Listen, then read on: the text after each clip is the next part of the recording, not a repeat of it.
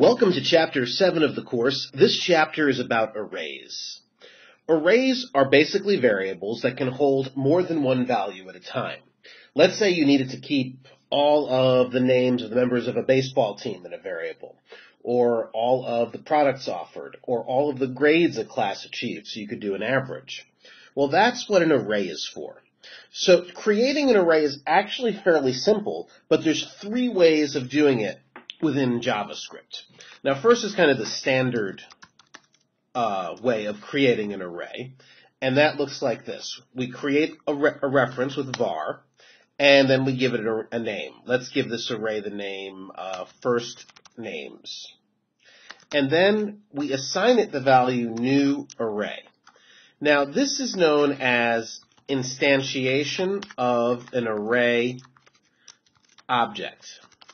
And this will become important later because an array object has certain properties and methods that we can use to work on the array itself. I'll show you how to do that during this chapter. All right, so now we need to populate the array with first names. So let's first set first names 0 equals Mark, and I'll add one more right now. First names 0 equals Colleen. Oops, that should be first names 1. So here we have the name of the array, and here we have what's called the array index, the value. This is the position in the array. So I've got something in position 0 and in position 1. And I can continue on. First names 2 equals Brett. First names 3 equals Joan. Let's do one more. First names 4 equals Rick. Okay, so we have an array of first names. Now, it's important to note that arrays are zero indexed, meaning each array starts with position 0. Now, this can get confusing because this array actually has 5 members. 1, 2, 3, 4, 5. But the highest position or the highest index is 4. Don't get confused. It's real easy to have a one-off error when it comes to arrays. Now, we can also create an array using a condensed method. And that's just a shorthand of creating it. And we could create it like this. Var animals equals new array. And then right here in the parentheses, we put the values in the array.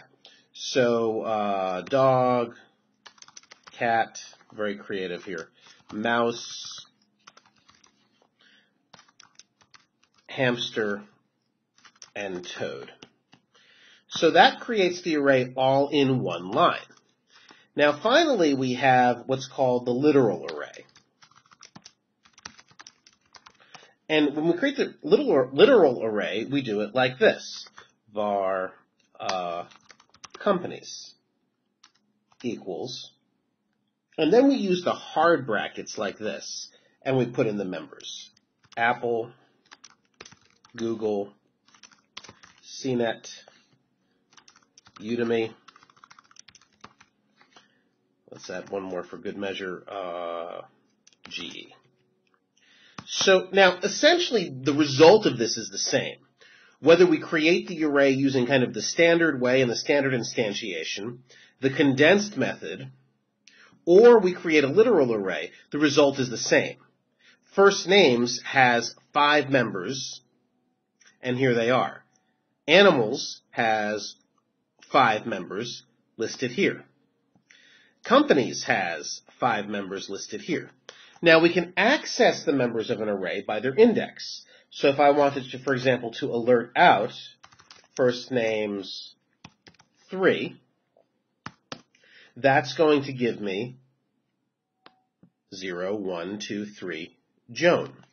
If I want to alert out following that, animals 0, that's going to give me dog. These are numbered automatically, so 0 for dog, 1 for cat, 2 for mouse, and so on.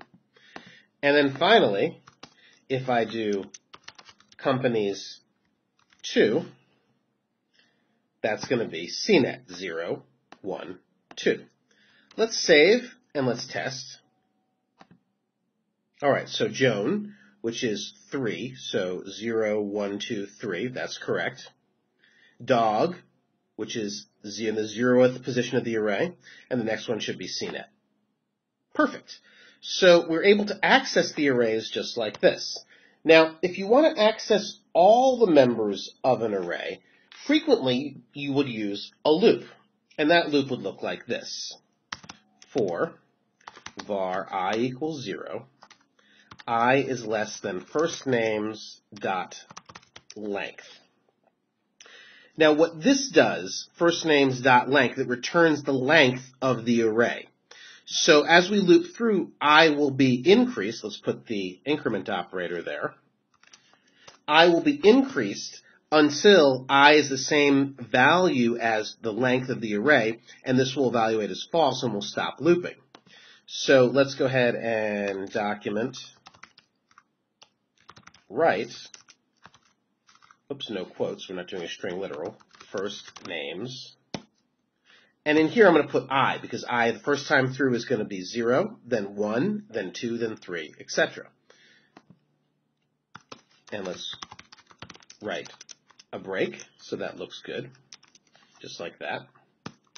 All right, so now we run it. There's our first acknowledgement, second acknowledgement, third acknowledgement, and we don't get anything out of this. Let's see if we can see why. Here's a little trick I should show you. Let's go ahead and run this in Firefox. So here we go in Firefox, 1, 2, 3, and we get nothing. Firefox has a tool called the error console.